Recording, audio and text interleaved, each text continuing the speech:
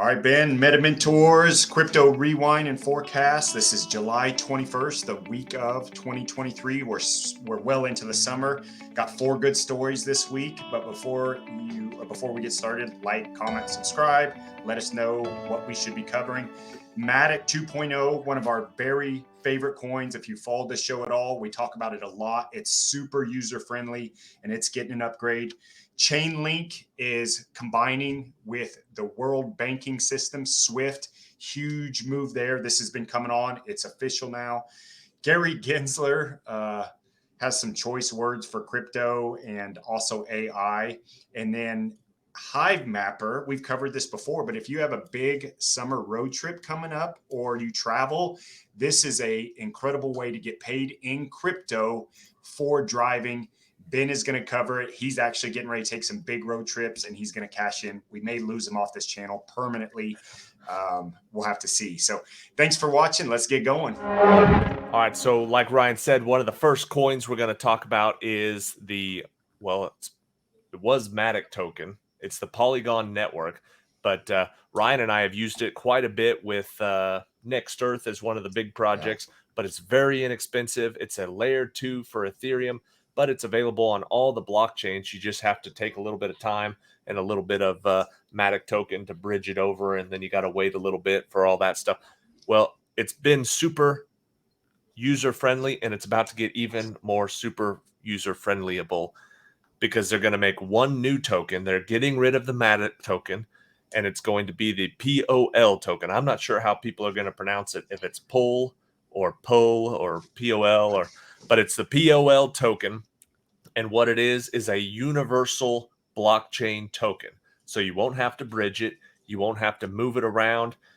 There will be no fees to get it from, an Ethereum wallet to a Polygon wallet. So it's supposed to be universal. It seems like they're going to come out fairly soon with it, but you'll be able to exchange. If you have Matic in any of your wallets, you have a 1-to-1 exchange rate for the next 4 years. So even if they come out with the POL token, your Matic will count the same. It just won't be able to be used universally.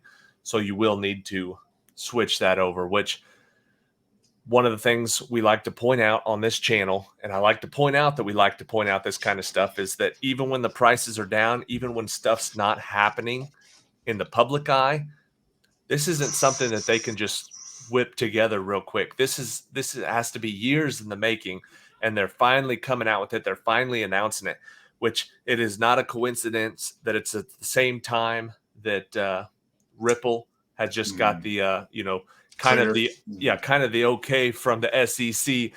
The whole market went, oh, all right, time to start coming out with some of the news of our own, because the prices jumped up, the excitement jumped up. People who haven't been really paying attention for many years, or many months anyways, have kind of jumped back into it, and they've decided this is a good time to announce the new Polygon 2.0.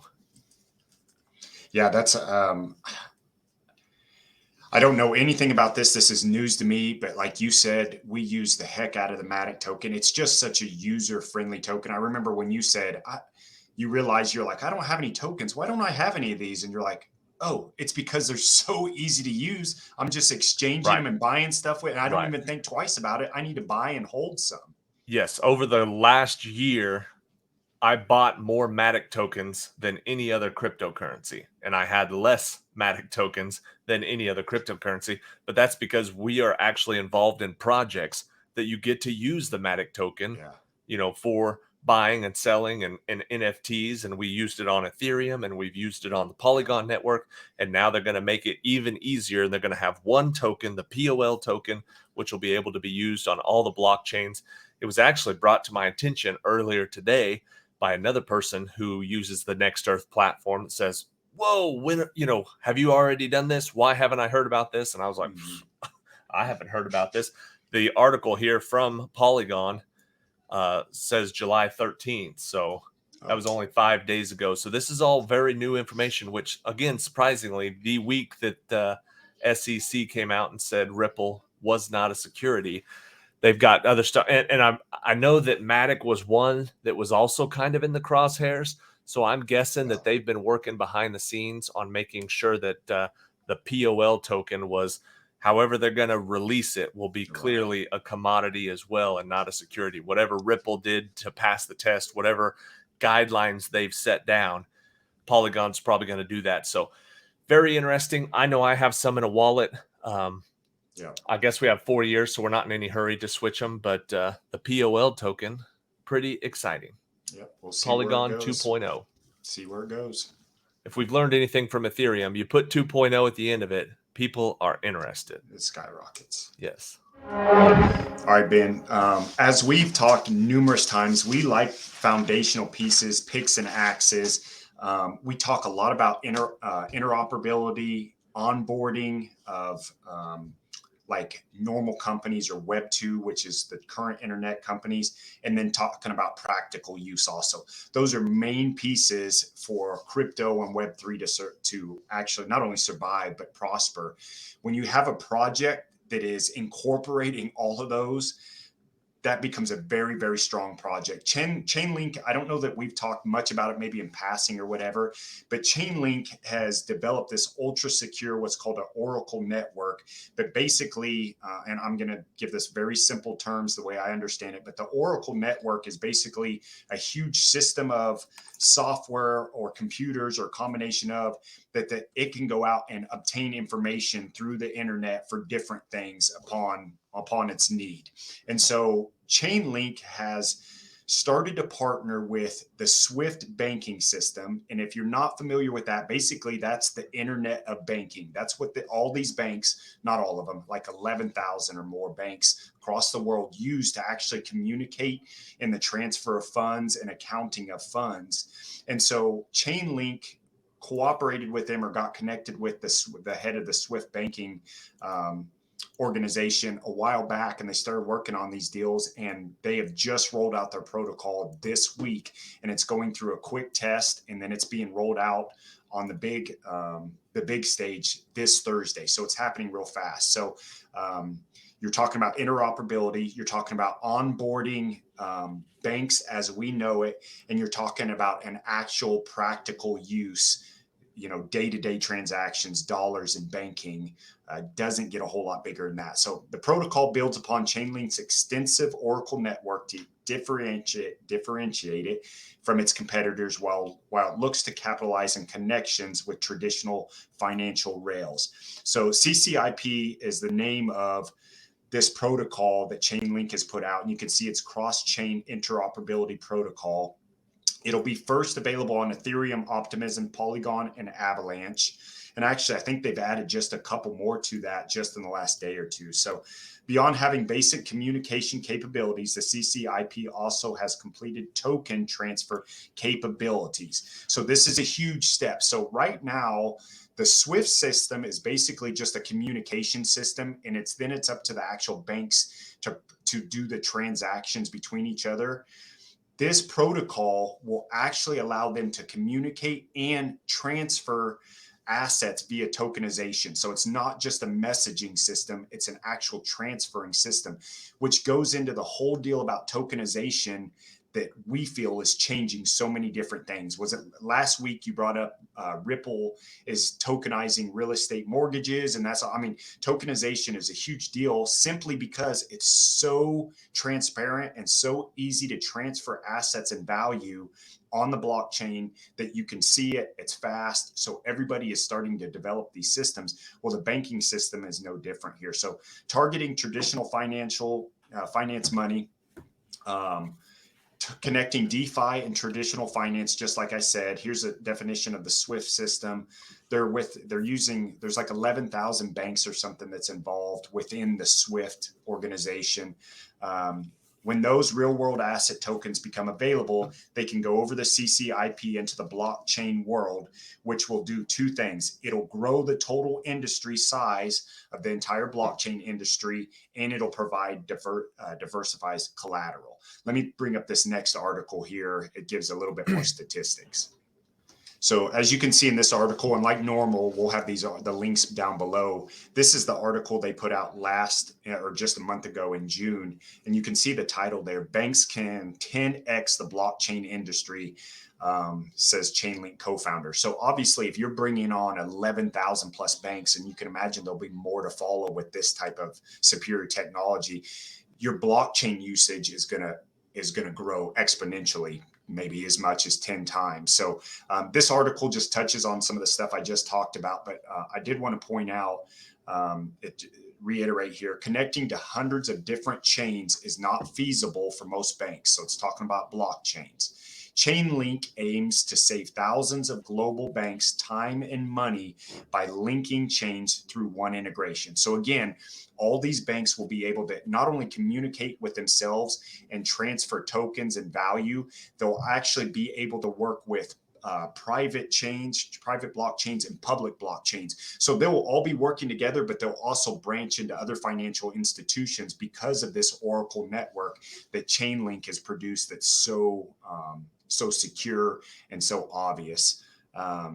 Again, it just kind of talks a little bit about the security and stuff here. But anyways, to wrap that up, that's a big deal because, again, you're talking about interoperability, onboarding of Web 2, current banks, things that are happening right now into a better technology. And then you're talking about actual practical use banking. So this is just another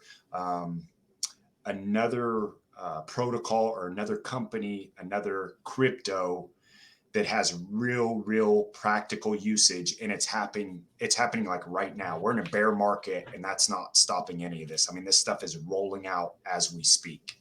Right. And Chainlink is one of the ones that's readily available on every exchange. You can get that anywhere, including Coinbase.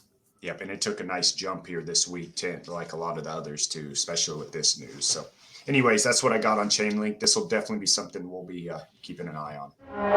All right, on a little bit lighter note, news-wise, Mr. Gary Ginsler, obviously in the news constantly if you're following crypto. If you're not following crypto, then you may not even know who he is. But we hear about him daily. And Time out. If you're not following crypto and you're watching this channel, we're very confused how you found us. Please, well, they might be new. Leave us a message. This might be the very first video they're seeing of us. It might be. Leave us a comment below and let us know. That find us daily. True. We are a crypto channel. Gary Ginsler, the balls on this guy. Okay, the stuff that he says is.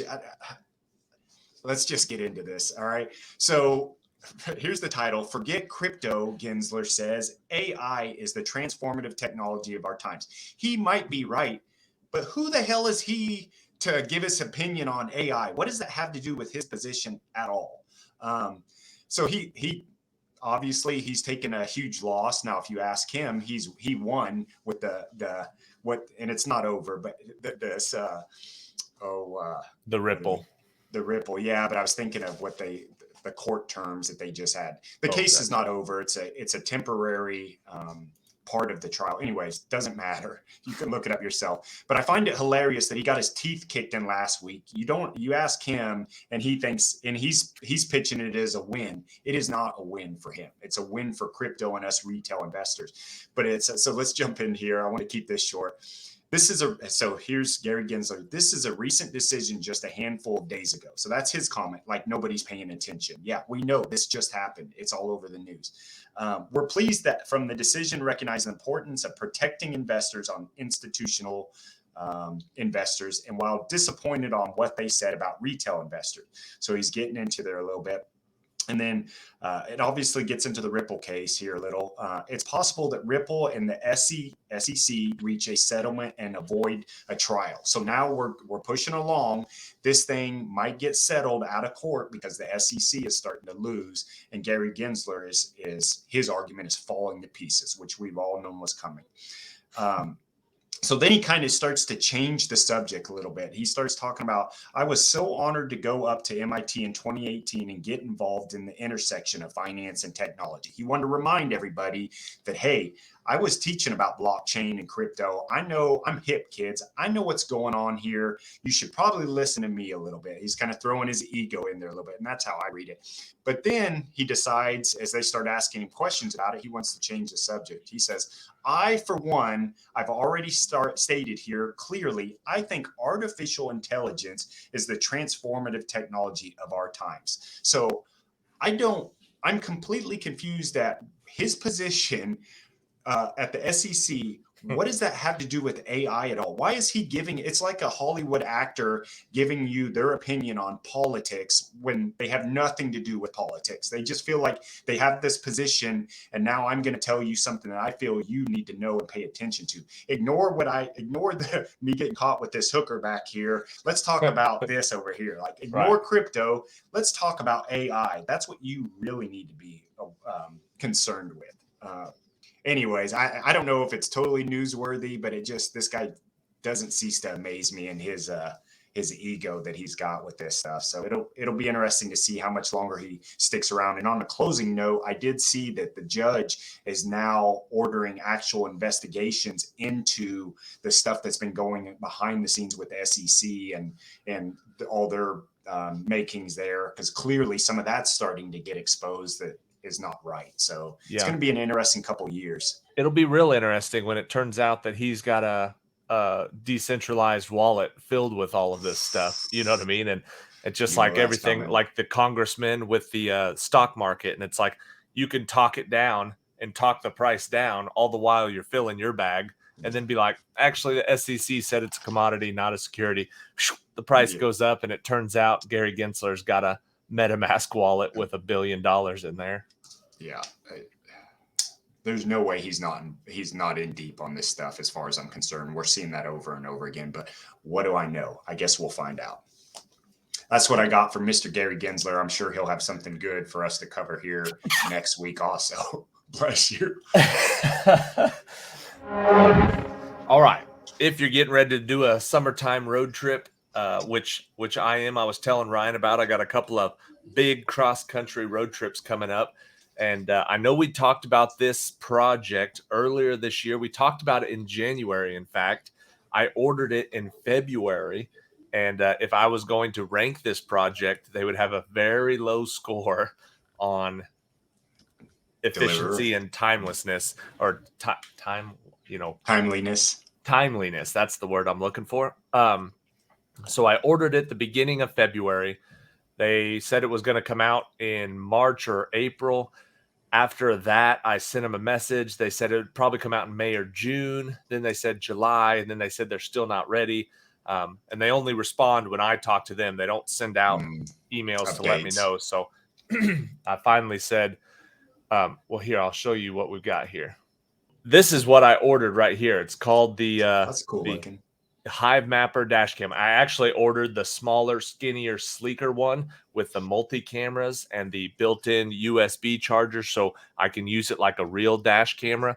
But after months and months and months of not building it, they all they have is this big clunky turd. So I called them, or I sent them a message.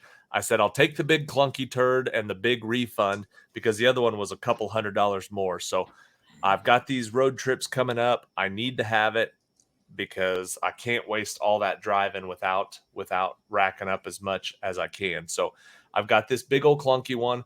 I've already installed it. I've got the box here, but I've actually already installed it into the car and used it a little bit today. It does work like a dream. It's very cool. You connect your phone to it via the Wi-Fi, so it takes you off the internet for a little bit.